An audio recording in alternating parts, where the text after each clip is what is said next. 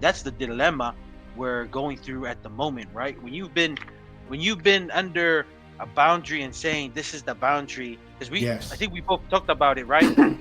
Samoa, as Samoa being like an independent nation, was only existed, right, as when colonization happened, and then with the Yeah. whole separation of American Samoa, because it was just the way Europeans. That's how Europeans function. This is your country. This is your boundary. So we're gonna do the same, and it's the same thing they did in Middle East, which is causing a lot of issues and stuff, Yeah. right?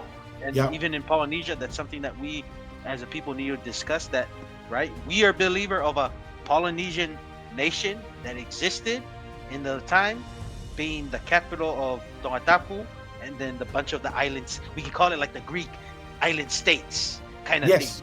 Yeah. I feel like that was more of the correct term of the Polynesian nation in that time, more similar of like the ancient Greece, which is the bunch of island, a bunch of states with Greece, which sometimes the capital kind of moved between Athens and Sparta, depending on who was kind of in charge, right? At the time of the Polynesian Empire, Tonga was the capital, but then we had like the head boss, like we kind of mentioned, the five generations of Tuitonga living in Ha'amoa for many years before they're coming back. But like the whole meeting and the ceremony of the Inasi and Polo was always conducted in the capital of Tongatapu. So to me, that's the more accurate way of how the ancient Polynesian history was back in those days. It was more, this was the capital, and these are the island states that surrounding the Tongatapu capital. But that's just me too, and that's the battle, Yes. right? And it's very difficult because we have so many.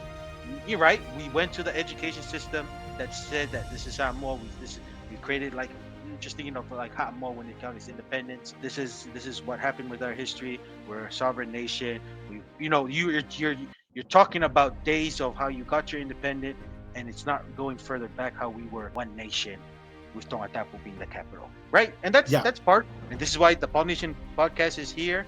And when we're available, is to perpetuate that idea, and we give evidence and reasons why. And we kind of share those evidence in this earlier podcast and many other episodes in the past, and there'll be many episodes in the future talking about the idea of Polynesian as a nation with Tongatapu the capital, and are talking about our various island states of Ha'amoa, Niue, Fortuna, Uvea, and Hawaii.